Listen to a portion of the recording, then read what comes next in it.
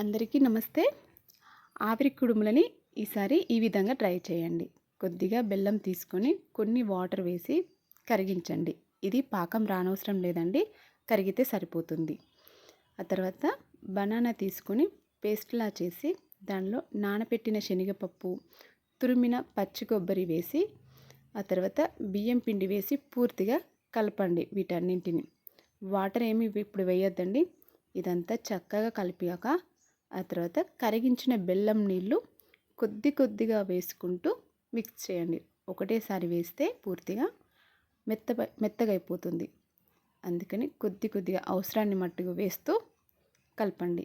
ఇది ఒక ముద్దలాగా వచ్చే వరకు కలపండి.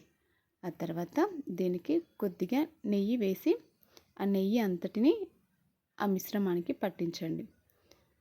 చక్కగా కలపండి. ఆ తర్వాత ఈ మిశ్రమాన్ని కొద్ది కొద్దిగా తీసుకుంటూ కుడుముల్లా చేసుకోండి. ఒకవేళ చేతికి మీకు పిండి అంటుకున్నట్టుగా అనిపిస్తే చేతికి కొద్దిగా నెయ్యి రాసుకొని అన్నింటినీ కుడుముల్లా చేసుకోండి. నేను ఈ కుడుములని మామిడాకుల్లో పెట్టి ఆవిరిపై ఉడికిస్తున్నాను. మీరు మామిడాకులు కానీ లేకుంటే అరటాకులు కానీ ఏదైనా తీసుకోవచ్చు. లేకపోతే ఏ ఆకులు లేకపోయినా పర్వాలేదండి. చిల్లుల గిన్నె తీసుకొని దానికి కొద్దిగా నెయ్యి రాసి ఈ ఆవిరి కుడుములని ఉడికించుకుంటే సరిపోతుంది. ఆకులో పెట్టుకుంటే నెయ్యి రాయనవసరం లేదు. ఈ విధంగా అన్ని కుడుములను నేను మామిడాకులో పెట్టేసుకున్నాను. ఇలాంటి చిల్లుల గిన్నెలో ఈ కుడుములన్నింటినీ పెట్టుకొని ఆవిరిపై ఉడికించుకోవాలి.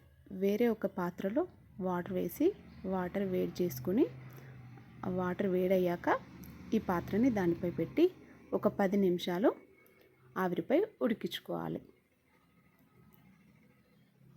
ఆ తర్వాత చూసారు కదండి ఎంత చక్కగా ఉడికిపోయాయో. టేస్ట్ కూడా చాలా బాగుంటుందండి. ఒకసారి మీరు ఈ విధంగా ట్రై చేయండి. మీరు శనగపప్పుకు బదులు కొబ్బరి ముక్కలు కూడా వేసుకోవచ్చండి. ఒకసారి మీరు కూడా ఈ విధమైన కుడుములని ట్రై చేయండి. మీకు కనుక ఈ వీడియో నచ్చినట్టయితే మన ఛానల్ని లైక్ చేయండి, షేర్ చేయండి, సబ్స్క్రైబ్ చేసుకోండి. తినడానికి కూడా చాలా బాగుంటాయండి.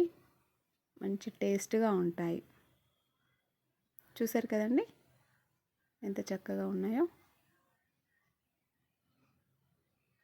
ఉంటానండి.